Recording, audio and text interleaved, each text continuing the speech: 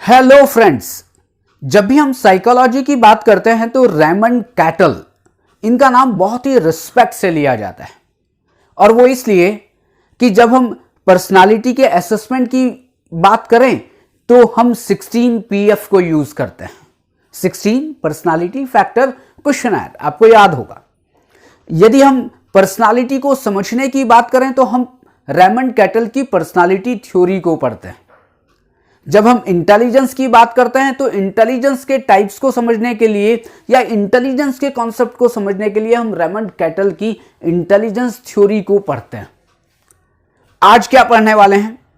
आज हम 16 पीएफ नहीं पढ़ने वाले हैं, आज हम पर्सनालिटी की थ्योरी नहीं पढ़ने वाले हैं। आज हम बात करने वाले हैं रेमंड कैटल ने जो इंटेलिजेंस की थ्योरी दी थी उसके ऊपर हम डिस्कशन करने वाले हैं। रेमंड कैटल ने 1963 में यह बताया कि दो तरह की इंटेलिजेंस होती है। एक जिसको हम कहते हैं fluid intelligence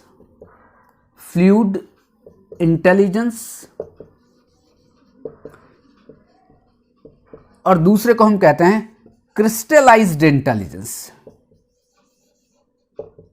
crystallised intelligence. Cattle की थ्योरी इन्हीं दो इंटेलिजेंस की ही बात करती है, एक फ्लूइड इंटेलिजेंस, दूसरी क्रिस्टलाइज्ड इंटेलिजेंस। फ्लूइड इंटेलिजेंस का मतलब है तरल बुद्धि और क्रिस्टलाइज्ड इंटेलिजेंस का मतलब है ठोस बुद्धि। जब हम फ्लूइड इंटेलिजेंस की बात करते हैं तो जो फ्लूइड इंटेलिजेंस है वो स्पीयरमैन की जी फैक्टर, जो आपको ध्यान होगा, मैं फिर रिपीट कर रहा हूं, स्पीयरमैन ने 2 फैक्टर थ्योरी दी थी, जी फैक्टर और एस फैक्टर। यहां पर कैटल ने कहा कि जो आपका फ्लूइड इंटेलिजेंस है वो स्पीयरमैन के जी फैक्टर के समान है। इसका मतलब यह है कि जो फ्लूइड इंटेलिजेंस है उसका निर्धारण कौन कर रहा है? उसका निर्धारण कर रहा है हेरिडिटी के फैक्टर्स या वंशानुक्रम या वंशानुगत कारक जो हैं वो निर्धारित करते हैं आपकी फ्लूइड इंटेलिजेंस को। या इसको आप दूसरी तरीके से कह लें कि साहब फ्लूइड इंटेलिजेंस को बनाता कौन है? तो आपकी हेरिडिटी इस फ्लूइड इंटेलिजेंस को बनाती है according to Raymond Cattell. Fluid intelligence का संबंध किससे होता है? वो होता है आपकी रीजनिंग से। जब भी हम बात करते हैं नए आइडियाज की, जब भी हम बात करते हैं कुछ क्रिएटिव थिंकिंग की, जब भी हम बात करते हैं कुछ प्रॉब्लम सॉल्विंग कैपेसिटी की, जब भी हम बात करते हैं लॉजिक की, जब भी हम बात करते हैं रीजनिंग की, तो इन सब का संबंध होता है आपकी फ्लूइड इंटेलिजेंस से। और फ्लूइड इंटेलिजेंस का जो विकास है वो एडोलेसेंस की एज में सबसे ज्यादा होता है, ऐसा रेमंड कैटल कहते हैं। लेकिन बिल्कुल ठीक इसके विपरीत अगर हम बात करें क्रिस्टलाइज्ड इंटेलिजेंस, जिसको आप ठोस बुद्धि कहते हैं, ठोस बुद्धि एक्वायर्ड है। फ्लूइड बुद्धि या तरल इंटेलिजेंस जिसको हम कहते हैं, तरल बुद्धि जिसको हम कहते हैं, जो अभी हमने बात की थी, वो जन्मजात है। क्यों? क्योंकि वो हेरिडिटी से आपको मिल रही है। लेकिन क्रिस्टलाइज्ड इंटेलिजेंस, ठोस बुद्धि, ये एक्वायर्ड है। आप जो भी चीजें सीखते हैं और वो सीखते कैसे कि जब आप लोगों से इंटरैक्ट करते हैं, जब आप परिस्थितियों के साथ इंटरैक्ट करते हैं, आपको नई नई अनुभूतियां होती हैं और नई नई अनुभूतियों के द्वारा हम बहुत सारी चीजें सीखते हैं। मतलब कि हमने बहुत सारी चीजें स्टोर की हुई है, या जिन बातों को हम स्टोर करते हैं वो क्या है? वो आपकी क्रिस्टलाइज्ड इंटेलिजेंस है। क्यों? क्योंकि वो वहां पर अर्थ है।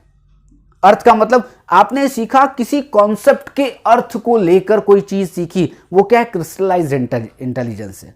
जब हम बिल्कुल फैक्ट्स की बात करते हैं तो फैक्ट्स आपने सीखे हैं, याद किए हैं, तो वो क्या है? आपकी क्रिस्टलाइज्ड इंटेलिजेंस है। इसलिए कहा जाता है कि क्रिस्टलाइज्ड इंटेलिजेंस क्या है? जन्मजात नहीं है, एक्वायर्ड है। क्यों? क्योंकि आप क्रिस्टलाइज्ड इंटेलिजेंस का जो भी मटेरियल है या उससे संबंधित जो भी चीजें हैं वो आप सीख रहे हैं, आप उसको स्टोर कर रहे हैं। लेकिन फ्लूइड इंटेलिजेंस का जो संबंध है वो जन्मजात है। क्यों? क्योंकि वो जन्म से हेरिडिटी के कारण आपके साथ आया है। लेकिन एक बहुत ही इंपॉर्टेंट बात कैटल कहते हैं कि क्रिस्टलाइज्ड इंटेलिजेंस की एक सीमा होती है। सीमा का मतलब कि एक कितने चीजें आप स्टोर कर पाएंगे, किस तरह की चीजें आप सीख पाएंगे या किन अनुभूतियों को आप अपने अंदर रख पाएंगे, वो निर्भर करेगा कि आपकी फ्लूइड इंटेलिजेंस कैसी है। अभी आप कहेंगे कि साहब दो अलग अलग बातें कर रहे हैं, आप कह रहे हैं क्रिस्टलाइज्ड इंटेलिजेंस के कारण हम स्टोर करते हैं, बिल्कुल सही है, लेकिन अभी बात दूसरी है। कैटल कहते हैं कि क्रिस्टलाइज्ड इंटेलिजेंस की सीमा का निर्धारण होता है। कौन करेगा? करेगा आपकी फ्लूइड इंटेलिजेंस। जितनी ज्यादा फ्लूइड इंटेलिजेंस होगी उतना ही ज्यादा क्रिस्टलाइज्ड इंटेलिजेंस होगी। फ्लूइड इंटेलिजेंस कम होगी, क्रिस्टलाइज्ड इंटेलिजेंस कम होगी। फ्लूइड इंटेलिजेंस बढ़ी रहेगी, अधिक होगी तो क्रिस्टलाइज्ड इंटेलिजेंस बढ़ी रहेगी। इसका मतलब एक चीज निकल के आती है कि जो हेरिडिटी ने बना दिया, जो हेरिडिटी ने एक स्ट्रक्चर बना दिया, मतलब कि फ्लूइड इंटेलिजेंस बना दी, बस यही आपका मेन है। अब इसके ऊपर ही आपकी ठोस बुद्धि की इमारत खड़ी होगी। अगर फ्लूइड इंटेलिजेंस कम है, किसी कारण से कोई ना कोई जन्मजात कोई ऐसा कारण है जिसके कारण वो कम रह गई है, तो ठोस बुद्धि भी आपकी कम होगी। तो यहां पर दो कॉन्सेप्ट समझ में आ गए होंगे।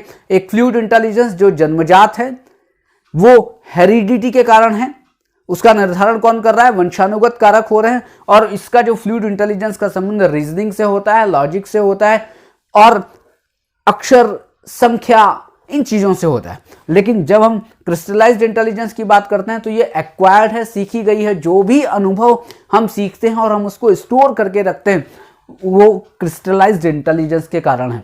लेकिन क्रिस्टलाइज्ड इंटेलिजेंस का जो सीमा है उसका निर्धारण भी कौन करेगा? Fluid intelligence.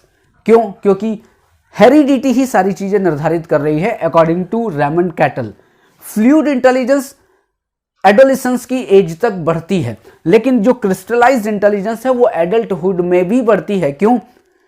क्योंकि आप एडल्टहुड तक या उससे आगे तक आप कोई ना कोई नई नई चीजें आप सीख रहे होते हैं, नई नई बातों से, नई नई परिस्थितियों से आप इंटरैक्ट कर रहे होते हैं। तो आपकी जो क्रिस्टलाइज्ड इंटेलिजेंस, जो ठोस इंटेलिजेंस है, वो क्या है? धीरे धीरे और भी बढ़ती रहती है। लेकिन बढ़ने का मतलब वहीं तक बढ़ेगी जहां तक फ्लूइड इंटेलिजेंस ने उसकी सीमा निर्धारित की हुई है। यह आपका बहुत ही आसान एक थ्योरी थी रेमंड कैटल की इंटेलिजेंस, जिसमें दो इंटेलिजेंस की बात है, फ्लूइड इंटेलिजेंस, क्रिस्टलाइज्ड इंटेलिजेंस। अब कल हम मिलेंगे एक नए टॉपिक के साथ। आप सबको बहुत बहुत धन्यवाद।